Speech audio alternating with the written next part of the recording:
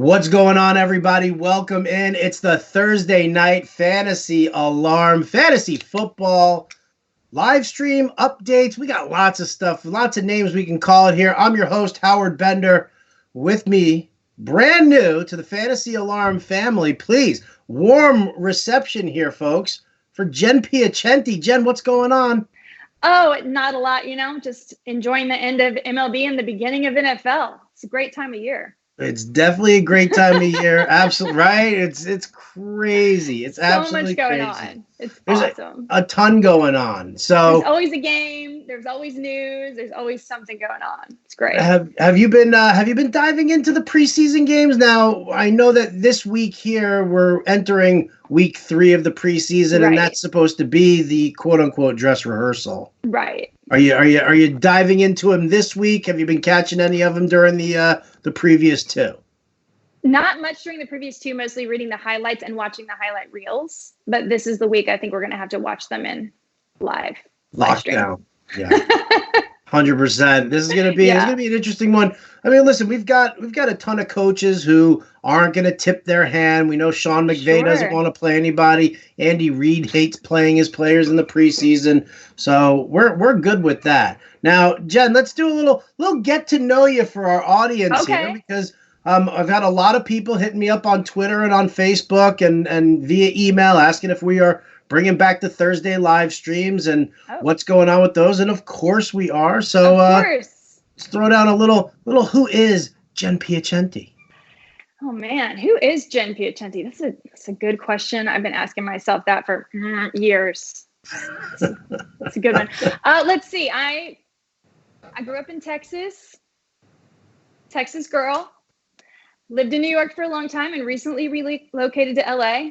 Love sports. Have 4 brothers. None of them played sports, but have a dad that's pretty happy that his girl was willing to go to sports with him. I love that. All right. So grew up in Texas, the Houston area, right? Go Oilers. Now you're a Tennessee Titans fan. I actually grew up in the Dallas area, Howard.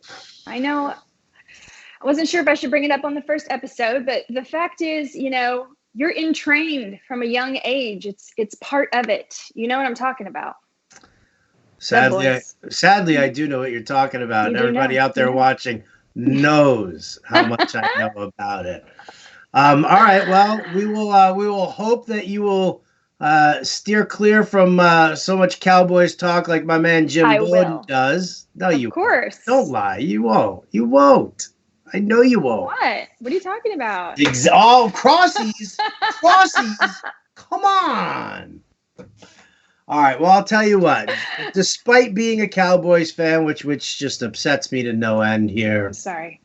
We'll move through it. Well, just so you guys know, this week, next week, we're not going to be live. We're going to be releasing videos based on everything that's going on, not just in the preseason, but things that we are expecting in week 1. Come week 1, Thursday, September 5th, we will be live, and that way you'll be able to find us on YouTube, Periscope, Twitter, wherever you want, and then you'll be able to actually hit us up with questions. If you've got lineup questions this early into the season, we'll be happy to answer them. So again, video now, live once the season opens, and that's really what's the absolute most important. So, Jenny, ready to dive in on some of the latest news going on around the NFL? Let's have some fun.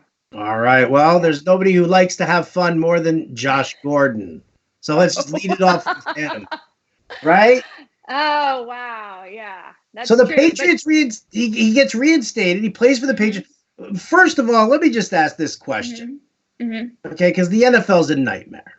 All right. And the NFL, they want the Patriots to succeed because that brings money into the NFL. Yes. If Josh Gordon were still with Cleveland, if Josh Gordon were on any other team, do you think Josh Gordon would have gotten, what is this, his 5th chance now to play? What do you think?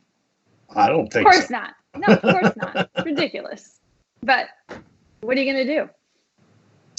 I'm not really going to do anything. I'm gonna cheer him on. I'm gonna hope that he licks the problem. I mean, I have personal feelings about addiction and whatnot, and I think he needs to be away from the NFL if he really wants to stay on the path healthy. of righteousness. Yeah, absolutely. Yeah, I agree. But for the sake of nonetheless, yeah, here he is. And what are we going to do with him? I don't know. You tell me. What are you going to do with him? I ranked him over at fantasyalarm.com. I had to put him in there. I ranked him just inside the top 30 overall for wide receivers, PPR and standard. It is Tom Brady throwing to him. Give me your take here on Josh Gordon. Is this a guy you're going to invest in? I would consider it carefully, but if you're not too risk averse, this could pay off big time. Now, I know he's been suspended, 4 times from the league. So what are the odds that he's even going to play to start the season, right? They haven't explicitly said he's starting or he's playing or any of this. They're being very hush-hush about it. But you're probably not going to get 16 games. However, when he was passing to Tom Brady, he was getting 18 yards per catch. The 3 games Rob Gronkowski didn't play, he averaged 100 yards. You can't deny that he's one of Tom Brady's favorite targets. And now without Gronk, there's a lot of upside here if he can stay on the straight and narrow.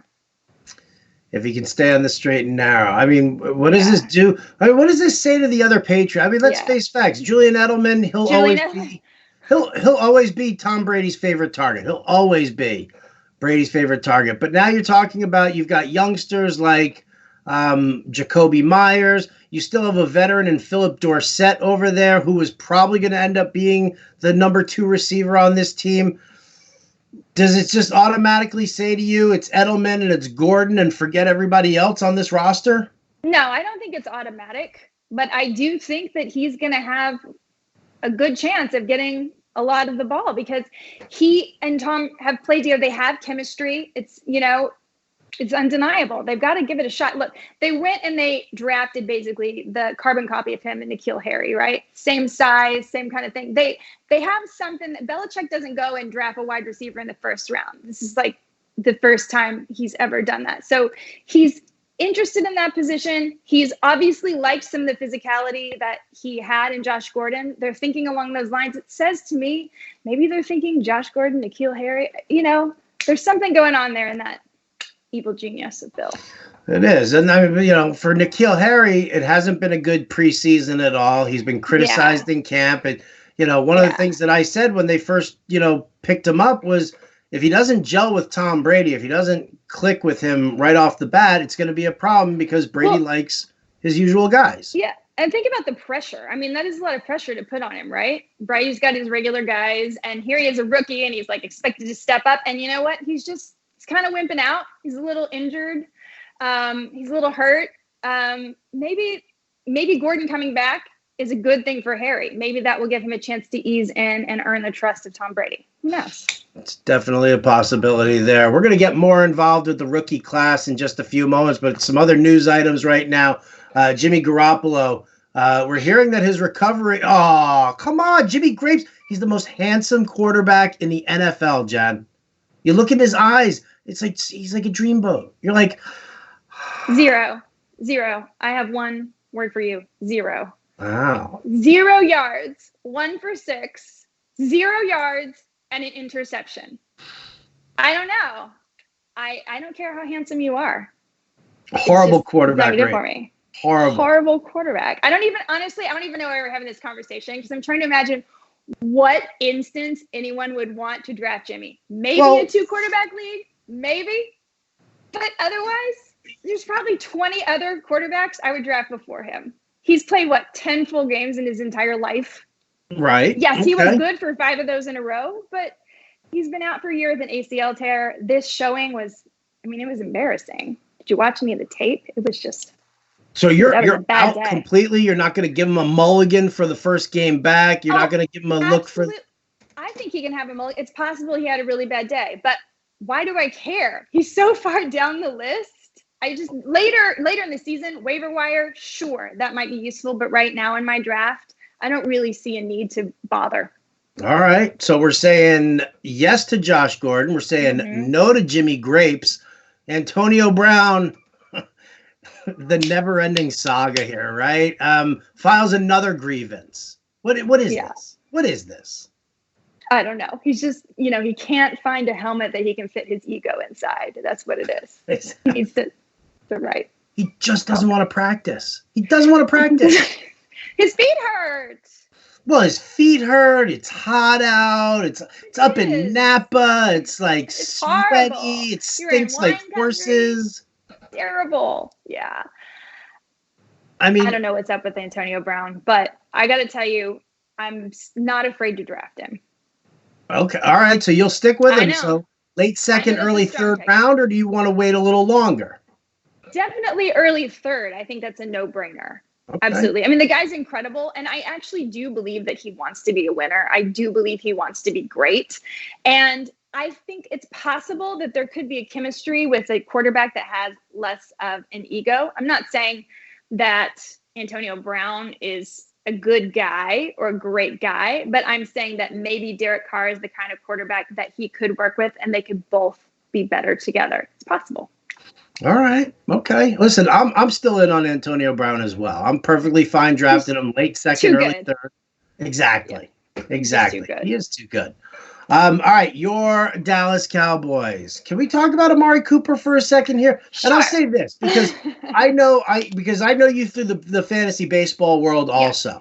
So when you hear somebody has plantar fasciitis and this is an issue for them, it immediately you're significantly younger than I am, but you're probably old enough to be able to remember a certain guy who used to play for the Atlanta Braves by the name of Chipper Jones, who Hall of Fame third baseman, Atlanta Braves, plantar fasciitis ruined the tail end of his career. He ended up developing it. It never healed properly. It's a long-lasting, lingering problem here. It is a lingering problem. So where are we at with Amari Cooper? And does this make you maybe more bullish on Michael Gallup? Maybe a little more bullish on Michael Gallup. But what we have to remember about Amari Cooper is he already completed a 16-game season in 2015 with plantar fasciitis. He played all 16 games. He went to the Pro Bowl. He over 1,000 yards. I mean, he was great. Does that mean that he could do it again? Maybe, maybe not. Maybe it's worse. But he does have a history of dealing with this injury in the past. And he also dealt with it in college. I believe it was his sophomore year. And he was fantastic. So maybe he's figured out a way to manage it. And of course, right now they're in contract negotiations. So who knows what else might be going on with this story? Why we're being careful, why we're not playing. There's a lot more that could be to it. So do you have any change in thought about drafting him, or are you like third round, good to go, Amari Cooper? Think I might lower him a little bit. Yep. Because plantar fasciitis is, as you said, a lingering injury. I'm not writing him off. I'm not saying don't draft Amari Cooper. I'm just saying, there could be another wide receiver right around there that you might rather take that has a little bit less of that. All right. Standing health issue.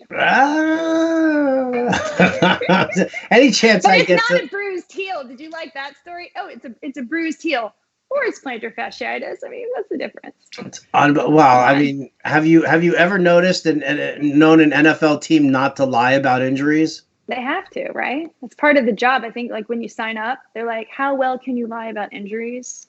Very. Unbelievable. What would you call a broken leg? A scratch. Okay, you're in. Right. It's a bruised tibia. I don't care. It's protruding through the bone. Still looks bruised to me. My hamstring hurts. Oh no, it's a tiny bone in your ankle. I mean, hilarious. Can we get down and dirty with the Andrew Luck news? We're going to be talking about risers and fallers through ADP. So since you brought it up, we might as well just hit it right now. And let's talk about the fact that Andrew Luck does starting to seem like he might miss the first game or two. Yeah, he is. I think he probably will. And he does have quite an injury history, right? He's been injured before. But the difference between he and Jimmy G is Andrew Luck is just a much more consistent player. He's going to give you so much more potential. So I kind of love that Andrew Luck is dropping like he is. That is somebody you should absolutely grab. I love that, right? Get the bargain, get the discount. Him. Oh, you can get so much upside. Can you imagine? Let's say he misses 2 games and then he comes back and he still throws for 4,000 yards. I mean, the guy he could still give you 35 touchdowns. I mean, he's incredible. Yeah, there was a report today about a player who I've been touting in Vance McDonald, tight end for the Steelers.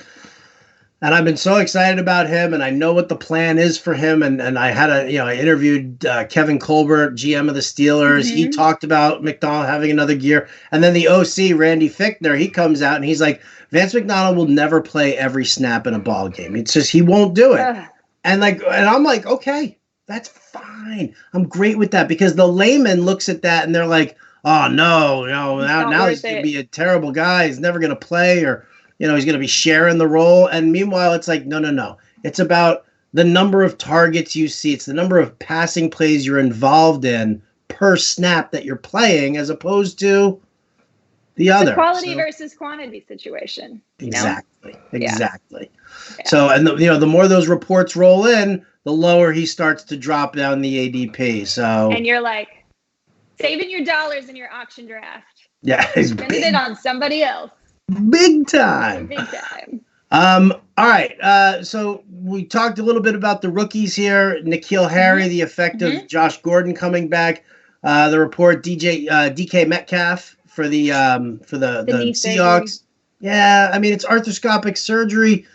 He wasn't really having a great camp anyway, so he was already falling down boards. This whole landscape of the rookie class has really changed, because N'Keal Harry, DK Metcalf were like two of the guys everybody was loving on. Yeah. I mean, everybody was loving on Josh Jacobs too, but now it's like it's Josh Jacobs, it's David Montgomery, it's Miles Sanders. Montgomery.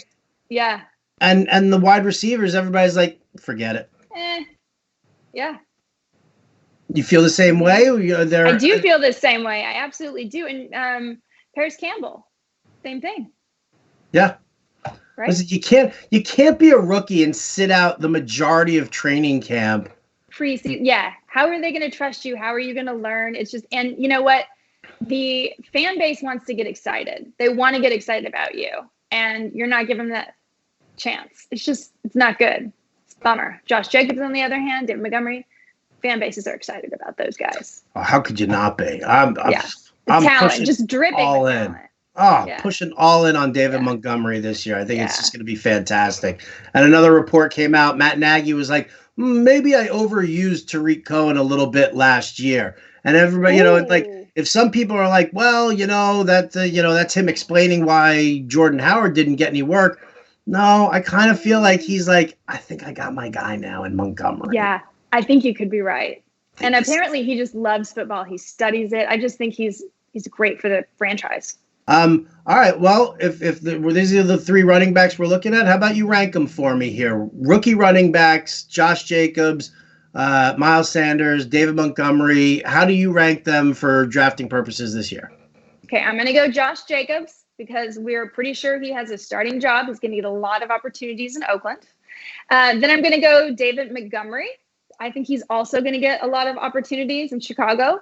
And I'm going to put Miles Sanders last, not because he's not equally as talented, but because Philly tends to, share that position a little more, the running back position. So that's what I think he'll get the least amount of touches. It's exactly how I rank him. It's exactly what I see. Man. Give me some air knuckles right there. That was a Dallas Cowboy air knuckle. Do you need to wash your hand? Really? Where's my sanitizer when I need it? So no, we're having fun. Are we? Yeah. Are we? All right. Now, as we get ready for draft season here, people, you hear everybody talking about ADP, average draft position. Yeah. Before Jen and I start talking about risers and fallers in the ADP and our thoughts on some of these players, allow me to just remind you all that ADP is about public perception. They aren't rankings. This is where the public is drafting these players in the order that they tend to be drafting these players. Could guys move up and down somewhere? Of course, because it's based on need and it's based on your individual drafts. But for the most part, average draft position, public perception, not something you live and die for, but nevertheless. Let's start off the quarterback position here. Current risers on the ADP front here. Carson Wentz. Yeah. Starting to get a little bit, everybody's like all worried about his health and whatnot, but he's on the rise. And then Kyler shows Murray up to camp, like looking all fit and 220, and they're like, all right, we're going with Carson Wentz again. We remember you. I'm not saying I was looking at any photos of Carson Wentz. He's never won a Super Bowl. No, that's true. He's never won it. Nick Foles, on the other hand, Super Bowl winner. And now so Carson, step up. It's time. Well, he's got a ton of weapons here. I mean, is Carson Wentz the guy that you're looking for in your draft? No, not necessarily. Maybe if he fell really late, maybe as a second quarterback. I don't think he's one I would necessarily target. But having Deshaun Jackson there, I think could make him better. Sure. Yeah, I mean, he's got a few more weapons around him, so I think he has some tools. And I think there is possibility. It makes sense to me why his ADP is rising. Well, I mean, listen, aside from the beloved East Coast bias that everybody likes to complain about, you are talking about a guy who has Deshaun Jackson, Alshon Jeffrey, Zach Ertz, and a guy like Miles Sanders floating around that backfield. Great pass catcher. Josh Howard. Yeah, absolutely. Now, what about Kyler Murray? Because here's a guy who. Oh, sorry. That happened? I'm sorry. I didn't. Don't start. Don't start without me. Please, I'd love to hear your assessment on Kyler Murray. He's such a cute little guy. He's like a figurine. He is so cute. He could play baseball too. I mean, he's just the cutest. I think, his first preseason game was great. He went out and he did what he was supposed to do. The second one, maybe they were experimenting a lot, but that was pretty, 2 offsides calls for a quarterback. That's a little bizarre.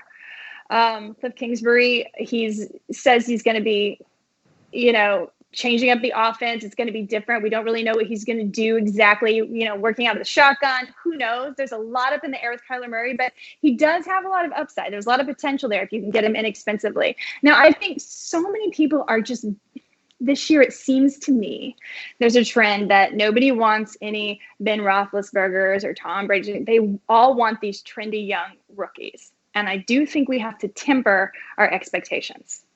They're still rookies. I agree. Yeah, listen, we had to do it with Lamar Jackson last year. Yeah. Now Murray's going to start. They're going to throw him to the Wolves right off the bat. He's going to get the start. Yeah, good mobility. Mm-hmm. But I think the real question is, and you just cited it, the 2 false start penalties there for him and trying to run this offense and work on the timing. And I saw that post game interview with him, and the thing that bothered me the most was he was like, well. I guess we're going to have to adjust to that because I don't think I was doing anything wrong, but apparently the refs thought, all of a sudden he started pinning it that way. And that made me nuts. It drove me insane because here's a guy who doesn't want to have to change his style and needs to, though. Yeah, this is the NFL. It's not college ball. No, although they will be playing that college offense, I'm sure. Yeah, they will be. Yeah. All right, a couple of quarterback fallers here. Andrew Luck, who we talked about, and we'll take that discount all day long. Absolutely. Sure. Dash him. What about Russell Wilson? I don't understand this one. I don't really understand why he's falling. If you look at Russell Wilson's numbers, he's been a consistent top 12 fantasy quarterback every year. I don't really see a reason why the cast around him downgrades him. I know they're going to use more of the running game, but he's succeeded in both passing and running games pretty consistently. So I'm not sure. I mean, he's got Tyler Lockett, he's got Chris Carson, he's got a team there. I'm not exactly sure why Russell Wilson is falling. So maybe you can help me figure that out. I mean, obviously Doug Baldwin's not there. He retired. DK Metcalf not really panning out. Okay. Maybe that's kind of what it is. All of a sudden his weaponry maybe not considered as strong, but no, I think that, he's got a good solid guy in Tyler Lockett. They've got a number of different tight ends who they could look at. So, but again, you're right. It is a run first team, and they are going to get both Rashad Penny and Chris Carson involved in the passing game there, which gives them another weapon. So, I mean, this could just be a simple matter of preference. And then in this current wave of people drafting, Russell Wilson's kind of falling a little bit, while a guy like Carson Wentz and Kyler Murray might be getting a little bit more buzz. I think that's true. Lamar Jackson, those guys, they're getting the buzz. Josh Allen, another one. Jeez, Josh unbelievable. Yeah, unbelievable. I should have been a mobile quarterback. That's what I should have. I should have either been a dentist, a veterinarian, or a really mobile quarterback, because those are the only 3 jobs where you can just make billions of dollars. Dentistry? Yeah, I mean, I've got the problem sticking my hand in somebody's mouth as is, but apparently you'd have problems being a veterinarian too. Then, so good thing you stayed away from both those options. Animals, different story. I don't know. Listen, I'll put my head in my dog's mouth and just I'll bird feed my dog. Are you kidding? I don't care. Oh yeah. See. One day you'll meet the wolf pack of Half Moon Bay. You'll be excited to meet the wolf pack. Wow. Yeah, I'm excited. All right, so that's the quarterback position here. Let's move on to some running backs, some risers and fallers. Loving the rise of Kalen Ballage, Kenyon Drake in a boot. The Kenyon Ballage. I read an article about he and Frank Gore and how he would go just listen to whatever Frank said. And Frank would tell him what to do for his health, what to eat, everything. Apparently they still call each other up. And I just think I'm a girl. I love feel-good stories like that. And I think that speaks so highly to his character and his commitment. And I love it. I love how well he's performing. I like that too. I like what he's got the capability of doing. I've never been a big Kenyon Drake fan. I don't think anybody in Miami has ever been a big Kenyon Drake fan. And this injury right now. His foot, right? His foot? Yeah. Yeah. So this injury is kind of cutting into his time there. And when you look at the fact that the type of offense they want to run there in Miami, and they do want to go with a run-heavy scheme. They want to do high-volume running there in order to set up the play action and the bigger plays downfield. Ballage definitely fits that bill. Kenyon Drake being on the sidelines, definitely crushing value there indeed. So just be careful where you draft Kalen Ballage. You need to handcuff the 2 guys. You definitely need to. Unfortunately, Drake is still at that point where he's going in like the 5th and 6th round. Oh, really? Yeah, and Ballage is kind of going in like the 10th round at this point. And at some point, you kind of figure they're going to start to level closer off. Together. Absolutely. 2 weeks left, though, in the preseason, so you still might be able to get Ballage at a really nice discount. I think you should, guys. Get him. Definitely. Dallas Cowboys favorite, Tony Pollard, skyrocketing up the charts. He's another guy who's now gone from being the afterthought handcuff to Zeke to now this could be your week 1, week 2 starter behind that fearsome offensive line. Tony Pollard, I mean, do you see long-term potential for him, or are you just like, you know what? If I'm going to draft Zeke, I got to handcuff him to Pollard. And then once Zeke is, healthy, then I'm not interested in Pollard at all. Well, I do think Tony Pollard is super talented. I think he has the mind for the game. I think he's excellent. I think he'll still play even when Zeke is back. But his rise right now is related to Ezekiel Elliott not signing a contract. And the second Ezekiel Elliott signs, you're going to be sorry what you spent on Tony Pollard. Now, if you can get Tony Pollard for $1 or $2, that's your lottery ticket. Why not? That could pay off big. But let's not fool ourselves that him playing 1 or 2 games is going to replace, Zeke Elliott, or, even a 3rd round pick or a 4th round pick. Or, it's a big long shot. I think he's super talented, especially in a dynasty league. This might be a smart move. But if I set the over under at week 3 for Zeke to come back, are you on the over or are you on the under? I'm on the under. You think he comes back week 2, week 1? I think he comes back by week 2. Okay. Which would be fantastic, because let's face it, guys, 15 games of Zeke, or 14 games if you count the bye week. 14 games of Zeke. About anybody else. Yeah. Yeah, no question about it. He's in Dallas, and I think they want to get the deal done. They have the money. They're just figuring out how to divvy it up. And the fact is, he is a huge weapon, and I just don't think Jerry Jones is going to push it much further than that. Jerry getting himself into a little bit of trouble here, right? Like, what is that? I was watching that whole thing, and I turned to my wife when it happened. I was like, I was like, how far away do you think Jerry Jones is from being like that, like that old racist grandma at the Thanksgiving Day table that you're always apologizing for? Not far. I love my home state, but this is Texas we're talking about. He's not far from that, I'm sure. Just saying. Thanksgiving at the Jones house. Yeah. I love to see that. I bet it's love amazing. Yeah. All right, some running back fallers down the ADP lines here. Philip Lindsay and Derrick Henry. These are two guys. Now, Lindsay I get because, he's the pass-catching back. They want to get Royce Freeman more heavily involved. Derrick Henry, though, dropping, that I kind of wonder about because, Dion Lewis is a backup, and you're talking about a run-first scheme here. Why are they people low on Derrick Henry? I think, he has that calf strain. So anytime there's an injury, that's concerning. Also, if you look at his numbers from last year, more than half of his production came in the last 4 games. So maybe people are just starting to say, I'm not sure this is going to be a great offense with a lot of touchdowns. Maybe there's not a scoring opportunities. Maybe I don't want to draft him that high. Maybe I still believe in him, but maybe there are other, running backs like a Josh Jacobs that I suddenly see will have more opportunity. That's my thought on why.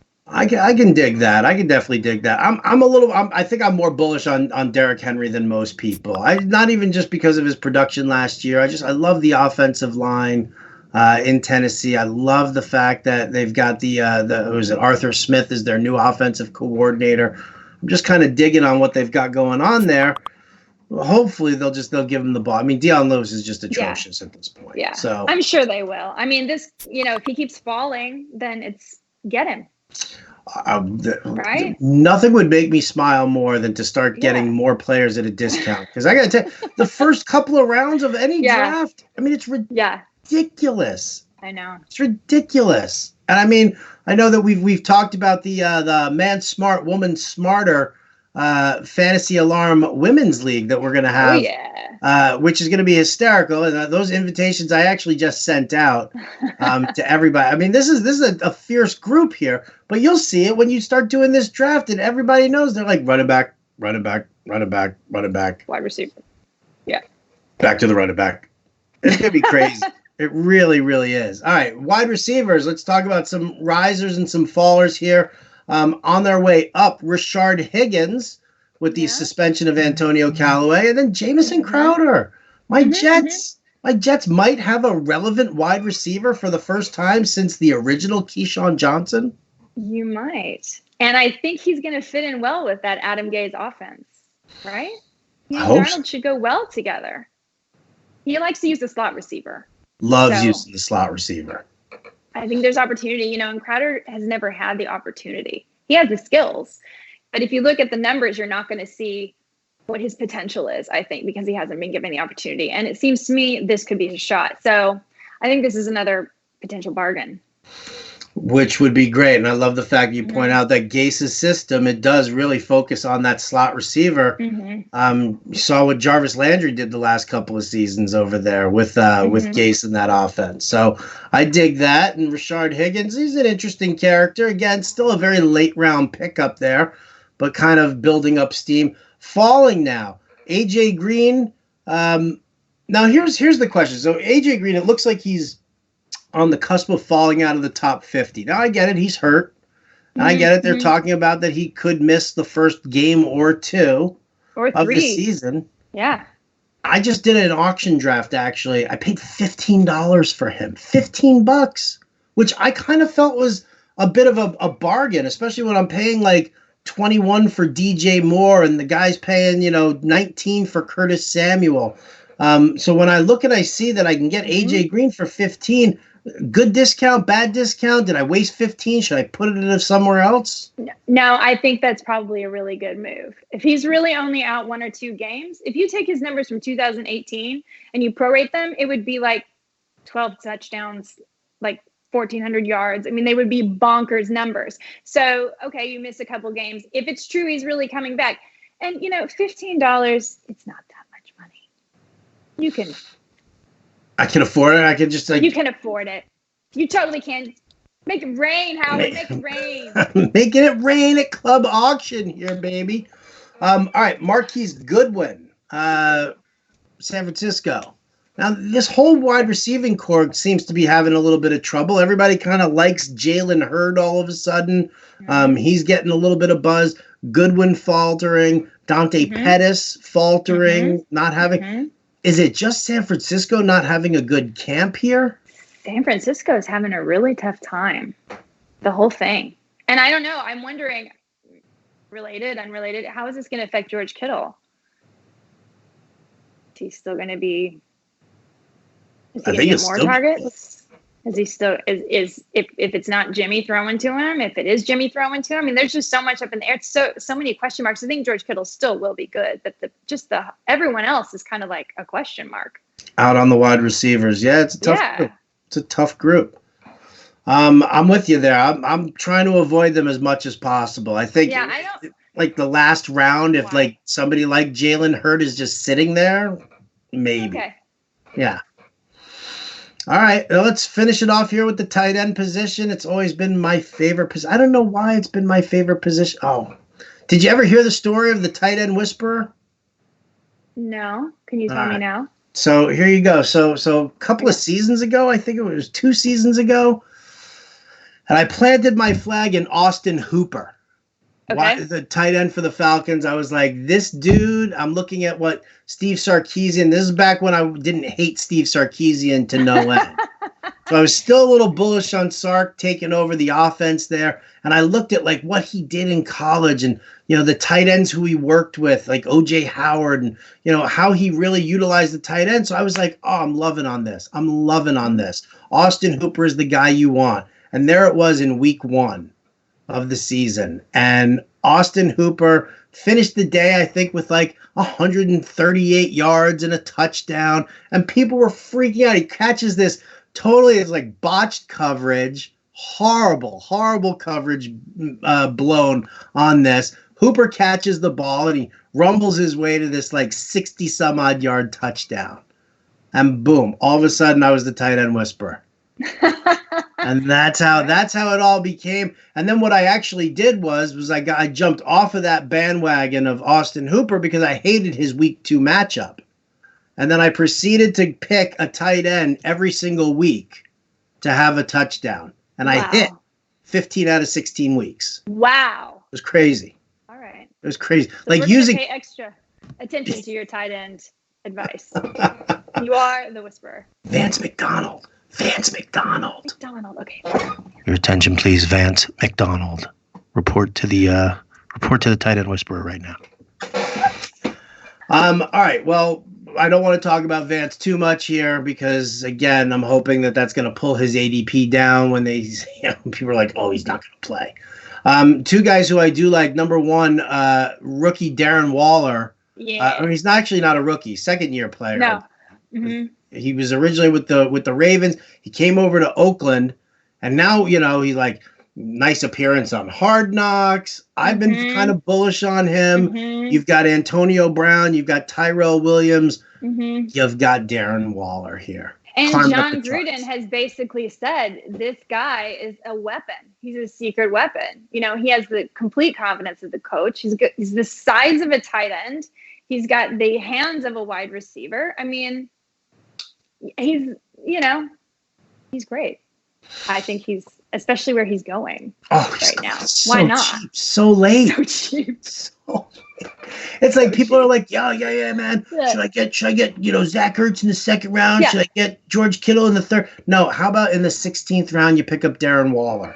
Yeah. And you'll be just as happy. I actually think there are like 2 different ways you can approach that. Either you just go ahead and get Travis Kelce, or you wait and you get Darren Waller.